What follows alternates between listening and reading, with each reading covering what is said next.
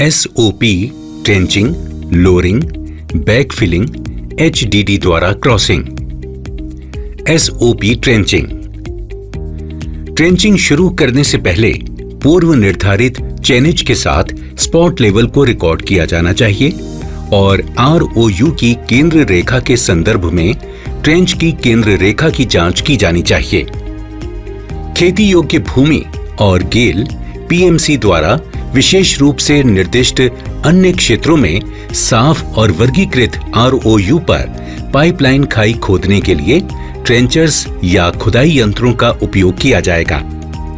Pipeline खाई की शीर्ष चौड़ाई पर 60 सेंटीमीटर कृषि योग्य मिट्टी और दोनों तरफ 500 मिलीमीटर की खुदाई करके इस मिट्टी को अलग से संग्रहित किया जाता है और बाकी खाई को भरने और कॉम्पैक्ट करने के बाद इसे पुनः मूल स्थिति में लाया जाता है। ये आवश्यक है कि ट्रेंचिंग ऑपरेशन से प्राप्त ताजा मिट्टी, जिसका उपयोग ट्रेंच में बिछाए गए पाइप पर बैकफिलिंग के लिए किया जाना है, अशुद्ध मलबे या बाह्य सामग्री के साथ मिश्रित ना हो। खोदी गई सामग्री को कभी भी फंसे हुए पाइप के सामने जमा नहीं किया जाएगा। आम जनता को खाई या किसी अन्य तरफ से स्टॉक या उपकरण को पार करने या ले जाने की अनुमति देने के लिए जहां भी आवश्यक हो ROW पर उपयुक्त क्रॉसिंग प्रदान की जाएगी और उसका रखरखाव किया जाएगा। खड़ी ढलानों में जहां भी भूस्खलन का खतरा हो, पाइपलाइन ट्रेंच को केवल आवश्यक समय तक ही खुला रखा जाएगा। नियंत्रित रॉक ब्लास्टिंग के लिए चट्टानी क्षेत्र में ट्रेंचिंग के लिए ब्लास्टिंग अनुमोदित कार्य प्रक्रियाओं के अनुसार की जाएगी।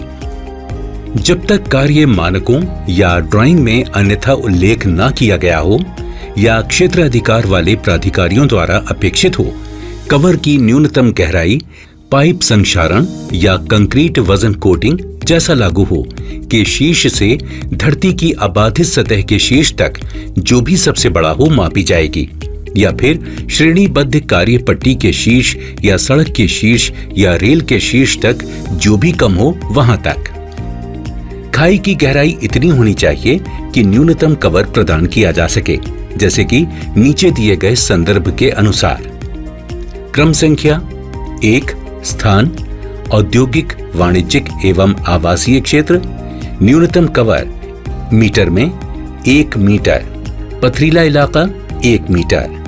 लघु जल क्रॉसिंग, नहर, नाली, नाला या धारा 1.5 मीटर।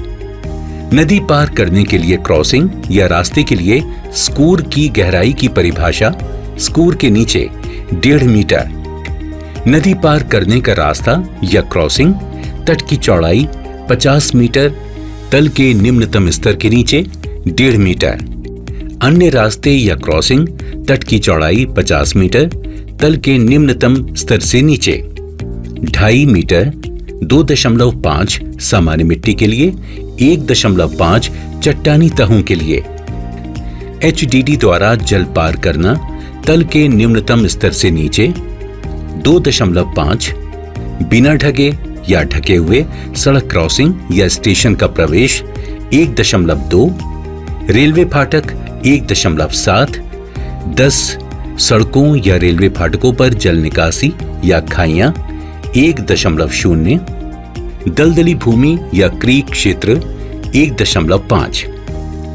यदि पाइपलाइन किसी आवासीय इकाई से 15 मीटर के भीतर स्थित है तो कवर को निर्दिष्ट सीमा से 300 मिलीमीटर अधिक बढ़ाया जाएगा। हालांकि अनुमोदित ड्राइंग में उल्लिखित कवर की आवश्यकताएं लागू होंगी। भूमिगत सुविधाओं का संरक्षण। ठेकेदार को ट्रेंचिंग शुरू होने से पहले यदि भूमिगत सुविधाओं कोई हो तो सभी को मैनुअल रूप से उजागर करना होगा। यदि आवश्यक हो तो किसी भी क्षति या दुर्घटना को रोकने के लिए सुरक्षा अवरोध खड़े किए जाएंगे। खाई की खुदाई इस तरह की जाएगी कि नई पाइपलाइन और बाधा के बीच न्यूनतम 500 मिलीमीटर का अंतर हो। यदि आवश्यक हो तो संरचनाओं को बरकरार रखने के लिए ठेकेदार द्वारा भूमिगत संरचनाओं को अस्थायी समर्थन और अन्य सुरक्षात्मक उपकरण, शॉर्टिंग या शटरिंग उपलब्ध किए जाएंगे। यदि आवश्यक हो तो ट्रेंचिंग के दौरान आने वाले सभी सीवर, नालियां, खाई और अन्य प्राकृतिक जलमार्ग उचित अस्थायी स्थापना प्रदान करके खुले और कार्यात्मक बनाए रखे जाएंगे। यदि आवश्यक हुआ तो पानी निकालने के लिए उपयुक्त डी वाटरिंग पंप तैनात किए जाएंगे। यही बात नहरों, सिंचाई नहरों, पाइपलाइनों और खाई से पार की गई दफन सुविधाओं पर भी लागू होती है, जिसके लिए यदि आवश्यक हो तो अस्थायी पाइपलाइनें बिछाई जाएंगी। अतिरिक्त गहराई और निकासी। ठेकेदार अतिरिक्त गहराई तक खुदाई करेगा, जहां पाइपलाइन, अन्य पाइपलाइन, सीवर, नाली की पाइप, पानी के मुख्य मार्ग, टेलीफोन वाहक नली, कंडुइट और अन्य भूमिगत संरचनाओं तक पहुंचती है और पार करती है, ताकि पाइपलाइन को बाधा से कम 50 सेंटीमीटर मुक्त निकासी के साथ या निर्दिष्ट के अनुसार बिछाया जा सके, जैसा कि रेखा चित्रों में दर्शाया गया हो, या फिर ऐसी अधिक न्यूनतम दूरी पर जो अधिकार क्षेत्र वाले अधिकारियों द्वारा अपेक्षित हो। ग्रेट, मोड़ और खाई की समाप्ति। खाई को ऐसे ग्रेड में काटा जाएगा जो पाइप के लिए एक मजबूत, समान और निरंतर समर्थन प्रदान करेगा। खाई के ग्रेड में महत्वपूर्ण परिवर्तन होने पर पाइप में मोड़ बनाए जाएंगे। ठेकेदार ये सुनिश्चित करेगा कि खाई के तल को अपने उपकरणों के साथ यथासंभव चौकोर आकार में बनाए रखा जाए, ताकि खाई के तल पर हाथ की ग्रेडिंग से बचा जा सके या कम किया जा सके। इसे ट्रेंचिंग मशीन के क्रम्बिंग शू और खोदने वाले दांतों का अनुकूलन कर उनका प्रयोग करके और साथ ही ट्रेंचिंग मशीनों के पीछे ड्रैग का उपयोग करके या मैनुअल रूप से ड्रेसिंग करके प्राप्त किया जा सकता है।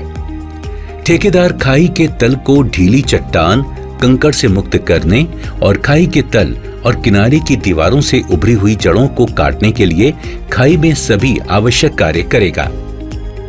जहां चट्टान, बजरी, कठोर मिट्टी का सामना करना पड़ता है, वहां खाई को पर्याप्त रूप से गहरा और चौड़ा खोदकर वर्गीकृत किया जाएगा, ताकि पाइप के चारों ओर कम से कम 150 मिलीमीटर पैडिंग सामग्री के लिए जगह मिल सके। खाई की चौड़ाई इतनी होगी कि सामान्य मिट्टी में खाई के लिए न्यूनतम 200 मिलीमीटर और चट्टानी मिट्टी में खाई के लिए 300 मिलीमीटर की स्पष्ट दूरी पाइप के किनारे और खाई के तल पर खाई की दीवार के बीच बनाए रखी जाती है। खाई का संरक्षण। पाइप बिछाने तक ठेकेदार खाई को अच्छी स्थिति में रखेगा। खाई को धंसने से रोके जा सकने के लिए सभी लकड़ी, चादरें, पाइलिंग जैक या अन्य सामग्री जो खाई के किनारे को सहारा देने के लिए आवश्यक हो सकती हैं, ठेकेदार द्वारा सुसज्जित और हटाई जाएंगी। यदि आवश्यक हो तो ठेकेदार वेल पॉइंट सिस्टम या अन्य उपयुक्त प्रणालियों का उपयोग करके पानी निकालेगा। खाई खोदने के लिए किनारा लगाना या और जो कुछ भी आवश्यक हो सकता है करेगा। उसमें पाइप लगाएगा और इनके अनुसार फिर खाई को भरेगा। शामिल मशीन ऑपरेटर एक अनुभवी व्यक्ति होगा। यह ध्यान देने योग्य बात है कि सांप या कीड़ों के काटने पर विशेष सावधानी अपनानी होगी। इस गतिविधि में पीपीई का उपयोग किया जाएगा। इस गतिविधि के लिए केवल प्रशिक्षित रिगिंग कर्मियों को ही तैनात किया जाएगा।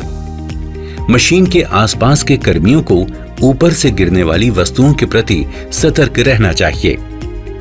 अर्थ मूविंग उपकरण के संचालन के दौरान संचालक को आसपास के लोगों को सावधान करने के लिए हॉर्न बजाना चाहिए।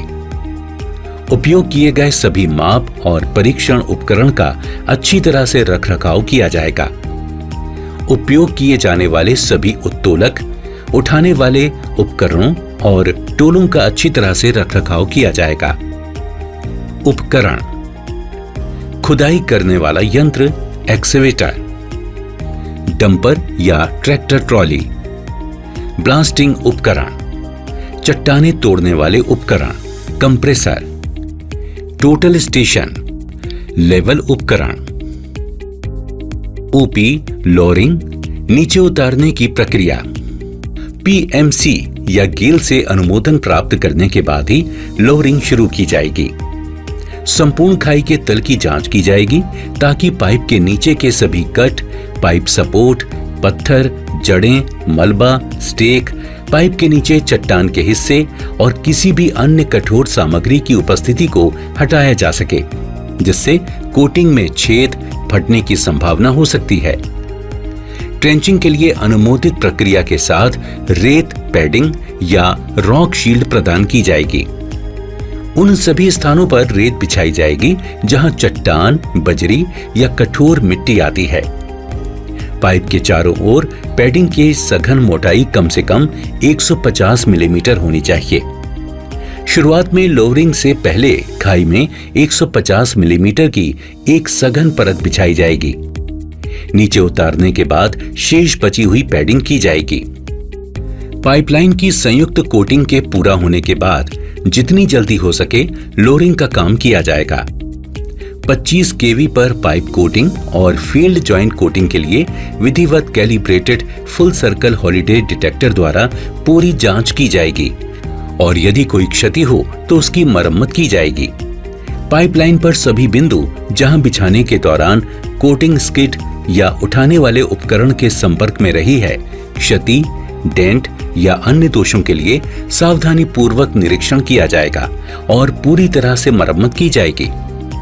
यदि जांच के बाद पाइपलाइन को फिर से खाई के तल पर समर्थन पर रखना आवश्यक हो जाता है तो इन्हें इस तरह से पैडिंग किया जाना चाहिए ताकि कोटिंग को नुकसान से बचाया जा सके। इस प्रकार जब पाइप को अंततः ऊपर उठाया जाता है और बिछा दिया जाता है तो आगे की मरम्मत की आवश्यकता से बचा जा सकता है। लोअरिंग से पहले पाइपलाइन अनुभाग को पाइप अनुभाग से सभी गंदगी को हटाने के लिए संपीड़ित हवा या अन्य उपयुक्त साधनों का उपयोग करना चाहिए। स्लिंग और क्रेडल्स दोनों को नीचे उतारने की अनुमति दी जाएगी, बशर्ते कि क्रेडल्स पाइप कोटिंग को नुकसान न पहुंचाएं। खाई में उतारने के बाद लेपित पाइप के चारों ओर से सीलिंग्स को हटाते समय सावधानी बरती जाएगी। कोटिंग्स को होने वाली किसी भी क्षति की तुरंत मरम्मत की जाएगी। फील्ड जॉइंट कोटिंग के आसपास कोई सीलिंग नहीं लगाई जाएगी। बिछाने का काम सुरक्षित परिस्थितियों में किया जाएगा ताकि उपकरण के तनाव और अस्थायी विकृतियों से बचा जा सके, जिससे पाइपलाइन और कोटिंग को नुकसान हो सकता है। ऐसे स्थानीय बिंदुओं पर जहां रास्ते का अधिकार यांत्रिक उपकरणों के पारगमन के लिए आवश्यक न्यूनतम तक सीमित है, बिछाने का काम अन्य उपयुक्त साधनों का उपयोग करके किया जाएगा। पाइप अनुभाग को झटके, गिरने, संघात या अन्य समान तनाव के बिना ट्रेंच बेड पर रखा जाना चाहिए। विशेष रूप से इस बात का ध्यान रखा जाना चाहिए कि पाइपलाइन को समर्थन से ऊपर उठाने के दौरान होने वाली विकृति लोचदार वक्रता के न्यूनतम स्वीकार्य त्रिज्या के मूल्यों से अधिक ना हो, ताकि स्टील और कोटिंग पर तनाव को सुरक्षित सीमा के भीतर रखा जा सके।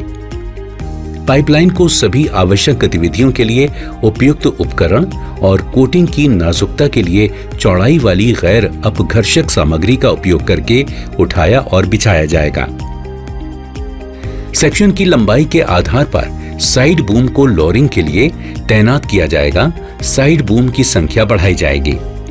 यह सुनिश्चित किया जाएगा कि विनिर्देश के अनुसार न्यूनतम लोचदार मोड़ त्रिज्या को बनाए रखते हुए कोमल एस वक्र में लाइन को पकड़ने के लिए पर्याप्त संख्या में पाइप परतों का उपयोग करके पाइप को धीरे से बिछाया जाए। खाई में उतारने के बाद लेपित पाइप के चारों ओर से स्लिंग हटाते समय सावधानी बरती जाएगी। कोटिंग को हुई किसी भी क्षति की तुरंत मरम्मत की जाएगी। लोअरिंग और बैकफिलिंग अधिमानतः उच्चतम परिवेश तापमान पर की जाएगी। जहां भी विशिष्ट बिंदुओं पर तनाव के परिणाम स्वरूप पाइपलाइन बिछाई जाती है, खाई को पीएमसी की संतुष्टि के अनुसार ठीक किया जाएगा ताकि ये खोदी गई खाई के तल में फिट हो सके। लोअरिंग फोरमैन ये सुनिश्चित करेगा कि टाई इन वेल्ड बनने तक रेत, पानी आदि के प्रवेश को रोकने के लिए पाइप स्ट्रिंग के सिरों को एंड कैप्स का उपयोग करके बंद कर दिया जाएगा। टाई इन जॉइंट वेल्डिंग की सुविधा के लिए टाई इन पिट की खुदाई की जाएगी, जो कि लोअरिंग की प्रक्रिया से पहले की जाती है। पाइपलाइन को संपूर्ण या उपलब्ध खंड की लंबाई तक बिना किसी रुकावट के बिछाया जाना चाहिए। जहां पानी मौजूद है वहां तब तक बिछाने की अनुमति नहीं दी जाएगी जब तक कि खाई को उस सीमा तक और आवश्यक समय तक सूखा न कर दिया जाए, ताकि जिस तल पर पाइप बिछाया जाना है उसका दृश्य निरीक्षण संभव हो सके। ऐसे निरीक्षणों के बाद पानी की उपस्थिति की अनुमति दी जाएगी, बशर्ते कि ये इतना अधिक ना हो कि खाई की दीवारों के धंसने या बैक फिलिंग से पहले पाइपलाइन के तैरने का कारण बने, जब पाइपलाइन के ऊपर भार प्रदान नहीं किया जाता है। खाई में पाइप की आवाजाही को रोकने के लिए ठेकेदार को खुदाई के तुरंत बाद सावधानी बरतनी होगी। उपरोक्त निर्दिष्ट सीमा से अधिक विचलन के मामले में पीएमसी या गेल से पूर्व अनुमोदन लिया जाएगा। एसओपी बैक फिलिंग तब तक नहीं की जाएगी जब तक कि पाइप और सहायक उपकरण ठीक से फिट ना हो जाएं और पाइप आवश्यक गहराई पर खाई प्रोफाइल के अनुसार ना हो जो आवश्यक कवर प्रदान करेगा, और यह किसी पत्थर, हार्डकोर आदि पर स्थित ना हो, और इसमें एक तल है जो बाहरी सामग्री से मुक्त है और जिससे पाइप को सुचारू रूप से और समान रूप से बैठाने में मदद मिलती है। यदि आवश्यक हुआ तो डी वाटरिंग की जाएगी। सामान्यतः भराई से पहले खाई सूखी होनी चाहिए। निचले खंडों को जोड़ने की सुविधा के लिए अंतिम 3 या 4 पाइप की लंबाई के दोनों सिरों पर बैक फिलिंग नहीं की जाएगी। जल मार्ग के निचले हिस्से को उपयुक्त सामग्री के साथ और अधिकारियों और कंपनी द्वारा निर्धारित और अनुमोदित तरीके से खाई को भरकर उसके मूल स्तर पर बहाल किया जाएगा। यदि मूल मिट्टी के अलावा अन्य सामग्री की आवश्यकता होती है तो इसकी आपूर्ति और उपयोग ठेकेदार द्वारा किया जाएगा। पाइपलाइन को खाई में बिछाने पीएमसी द्वारा निरीक्षण और अनुमोदन के तुरंत बाद बैक फिलिंग की जाएगी, ताकि पाइपलाइन के लिए एक प्राकृतिक लंगर प्रदान किया जा सके। इस प्रकार कोटिंग के लंबे समय तक उच्च तापमान के संपर्क में रहने, प्रतिकूल मौसम की हानिकारक स्थितियों में रहने, खाई के किनारों का नीचे खिसकना और पाइप को खाई में हिलने डुलने से बचाया जा सके। यदि तत्काल बैकफिल संभव नहीं है तो पाइप और कोटिंग के चारों ओर कम से कम 200 मिलीमीटर की मिट्टी बिछाई जाएगी। बैकफिल सामग्री मिट्टी, रेत, लसदार मिट्टी या अन्य सामग्री होगी।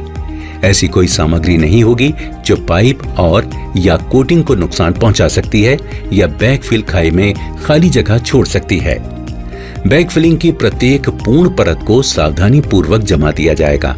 जहां आवश्यक हो वहां पानी डाला जाएगा और पीएमसी या गेल की संतुष्टि के लिए पूरी तरह से समेकित किया जाएगा। अधिशेष सामग्री को सीधे खाई और खाई के दोनों किनारों पर निकटवर्ती खोदे गए क्षेत्रों पर इतनी ऊंचाई तक साफ सुथरा रखा जाएगा जो रखरखाव अवधि के दौरान और उसके बाद खाई की बैकफिल के भविष्य के निपटान के लिए उपलब्ध रहेगा। जब बैकफिल अपनी स्थायी स्थिति में स्थापित हो जाए तो मिट्टी में अवसाद के गठन को रोकने के लिए उसका शीर्ष हिस्सा पर्याप्त ऊंचा होना चाहिए। जहां भी बोल्डर, चट्टान, बजरी और अन्य कठोर वस्तुएं आती हैं, उन्हें सीधे पाइप पर नहीं रखा जाना चाहिए। खाई के शेष भाग को खुदाई या अन्य सामग्री से भरने से पहले पाइप के चारों ओर कम से कम 0.5 मीटर की मोटाई तक फैली सुरक्षात्मक पैडिंग या कुशन प्रदान करने के लिए पाइप के चारों ओर और ऊपर पर्याप्त मिट्टी, रेत या चयनित और अनुमोदित बैकफिल सामग्री से बैकफिल किया जाएगा।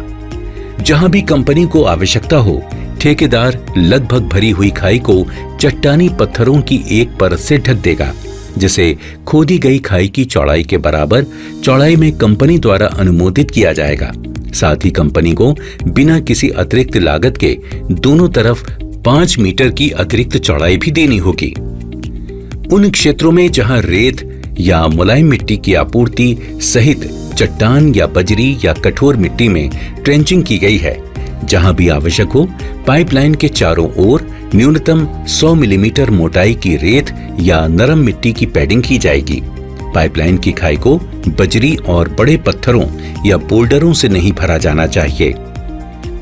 यदि बैकफिल के बाद अवसाद उत्पन्न होता है तो ठेकेदार उपचारात्मक कार्य करेगा।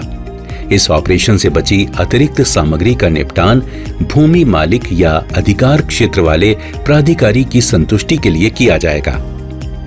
जब खाई ड्राइववे या सड़कों के बीच से खोदी गई हो तो संपूर्ण बैकफिलिंग की सभी उपयुक्त परतों में रेत या उपयुक्त सामग्री पीएमसी द्वारा अनुमोदित किया जाएगा के साथ निष्पादित किया जाएगा, जिसे पूरी तरह से कॉम्पैक्ट किया जाएगा।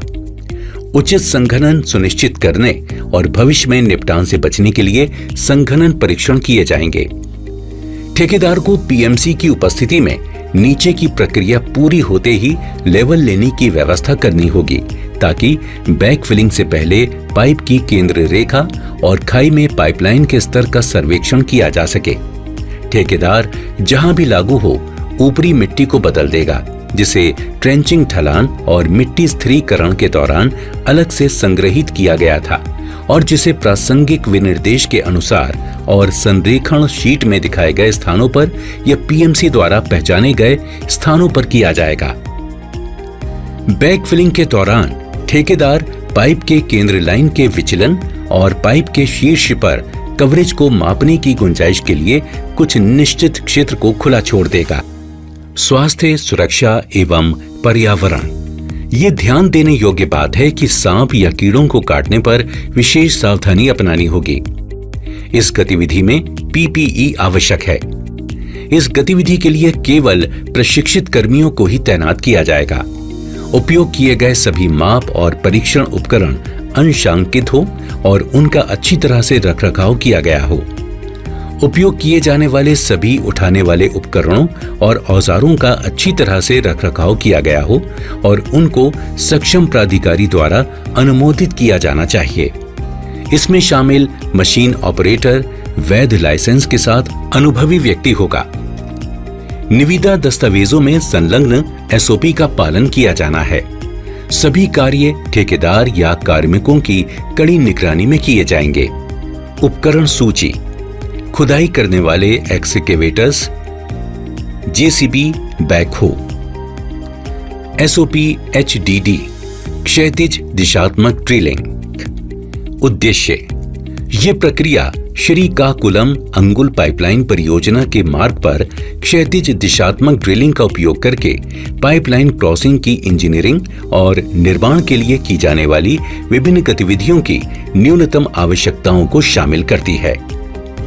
विषय क्षेत्र का दायरा: विषय क्षेत्र का दायरा श्रीकाकुलम अंगुल पाइपलाइन परियोजना के लिए क्षैतिज दिशात्मक ड्रिलिंग को कवर करता है।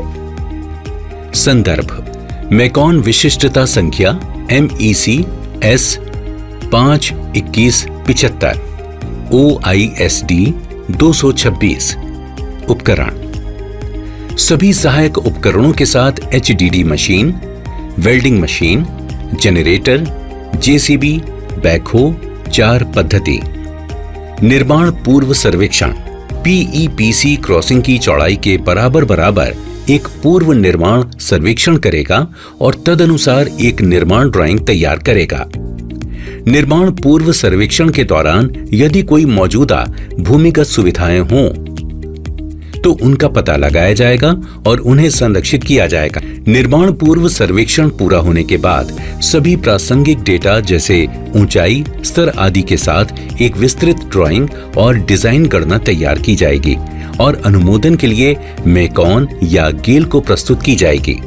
डिजाइन एवं इंजीनियरिंग: साइट की स्थितियों, सर्वेक्षण, ड्राइंग, उपकरण और स्थापना तकनीक के आधार पर प्रत्येक क्रॉसिंग की सीमा निर्धारित की जाएगी।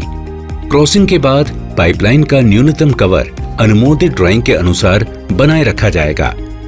यदि सर्वेक्षण के दौरान पाइपलाइन, केबल आदि जैसी कोई भूमिगत सुविधाएं सामने आती हैं तो नीचे दबी उपयोगिताओं से 500 मिलीमीटर की न्यूनतम दूरी के साथ या अधिकार क्षेत्र वाले अधिकारियों द्वारा आवश्यक अनुमति के अनुसार पार किया जाएगा। अनुभाग का प्रवेश और निकास बिंदु अनुमोदित ड्राइंग के अनुसार जमीनी स्तर पर तय किया जाएगा। ये जांचने के लिए कि ड्रिल किए गए क्रॉसिंग सेक्शन में किसी भी बिंदु पर खाली पाइपलाइन ढहने से सुरक्षित है। पाइप पर अधिकतम अनुमेय ओवरबर्डन निर्धारित करने के लिए गणना अनुमोदन के लिए मेकॉन या गेल को प्रस्तुत की जाएगी। पिछला रीम्ड व्यास। बेंटोनाइट घनत्व। बेंटोनाइट में डूबी हुई पाइपलाइन का भार। न्यूनतम स्वीकार्य लोचदार मोड़ त्रिज्या की गणना निम्नलिखित स्थितियों को ध्यान में रखते हुए की जाएगी। पाइपलाइन अनुभाग में तनाव और झुकने के कारण अधिकतम अनुदैर्ध्य तनाव पाइप सामग्री के SYMS से 90% से अधिक नहीं होगा। झुकने और हाइड्रो परीक्षण के कारण पाइपलाइन अनुभाग में संयुक्त समतुल्य तनाव पाइप सामग्री के SYMS से 90% से अधिक नहीं होगा। पाइपलाइन परिचालन मापदंडों के अनुसार सेवा के दौरान अधिकतम अनुमेय समतुल्य तनाव। पाइपलाइन विन्यास। निर्माण ड्राइंग को स्तर, प्रोफाइल, प्रवेश कोण, निकास कोण, मोड़ की त्रिज्या, कुल लंबाई और रिंग के पुल हेड पर आवश्यक अधिकतम तनाव आदि के साथ तैयार किया जाएगा और अनुमोदन के लिए मैकॉन या गेल को प्रस्तुत किया जाएगा। सभी कार्य स्वीकृत निर्माण ड्राइंग के अनुसार ही किए जाएंगे। निर्माण। PEPC उस क्षेत्र में अधिकार क्षेत्र वाले अधिकारियों द्वारा जारी की गई सभी शर्तों और आवश्यकताओं का पालन करेगी जहां कार्य किया जाना है। स्थापना प्रक्रिया। साइट पर कोई भी काम शुरू करने से पहले PEPC अनुमोदन के लिए एक विस्तृत स्थापना प्रक्रिया प्रस्तुत करेगा, जिसमें परियोजना संगठन चार्ट, उपकरण का विवरण, हाइड्रोस्टैटिक परीक्षण प्रक्रिया, स्थापना की विधि, गणना, समय अनुसूची आदि शामिल होंगे। पाइप स्ट्रिंग को खींचने के लिए एकल के रूप में तैयार किया जाएगा। वेल्डिंग, जोड़ों का रेडियोग्राफिक निरीक्षण और स्ट्रिंग की फील्ड संयुक्त कोटिंग संबंधित लागू प्रक्रियाओं के अनुसार की जाएगी। Pre hydro testing. अनुमोदित प्रक्रिया के अनुसार संपूर्ण पाइप स्ट्रिंग का हाइड्रोस्टैटिकली पूर्व परीक्षण किया जाएगा। रिसाव के लिए सभी वेल्ड और पाइपों की जांच की जाएगी और यदि कोई खराबी है तो उसे ठीक किया जाएगा और सुधार के बाद प्री हाइड्रो परीक्षण दोहराया जाएगा। प्री हाइड्रो परीक्षण के सफल समापन के बाद जोड़ों की संयुक्त कोटिंग HDD क्रॉसिंग संयुक्त कोटिंग प्रक्रिया के अनुसार की जाएगी। पाइपलाइन को कम से कम 6 घंटे के लिए डिजाइन दबाव के 1.5 गुना न्यूनतम दबाव पर पूर्व हाइड्रो टेस्ट किया जाएगा। साइट तैयारी। क्रॉसिंग की केंद्र रेखा को चिन्हित किया जाएगा और ठीक से स्टैक किया जाएगा। HDD मशीन की सेंटर लाइन को सर्वेक्षण के संबंध में चिन्हित किया जाएगा। प्रयुक्त बेंटोनाइट खोल और कटिंग को इकट्ठा करने के लिए एक गड्ढा खोला जाएगा जो आगे प्रवेश बिंदु से जुड़ा होगा। उपकरण और जनशक्ति की आसान पहुंच और आवाजाही के लिए प्रवेश और निकास बिंदु तैयार किए जाएंगे। खींचने के दौरान किसी भी कोटिंग क्षति से बचने के लिए पाइप अनुभाग को रबर लाइन वाले रोलर्स के ऊपर रखा जाएगा। HDD drilling operation. Drill rig को प्रवेश द्वार की स्थिति में स्थापित किया जाएगा। ड्रिलिंग ऑपरेशन पायलट ड्रिलिंग के साथ शुरू होगा। ड्रिलिंग ऑपरेशन के दौरान उच्च दबाव वाले बेंटोनाइट घोल को ड्रिल बिट के माध्यम से पंप किया जाएगा और ड्रिलिंग को ड्रिल पाइप की एक लंबाई के बराबर लगातार किया जाना चाहिए। प्रत्येक तैयार ड्रिल पाइप के अंत में ड्रिल पाइप की एक नई लंबाई जोड़ी जाएगी।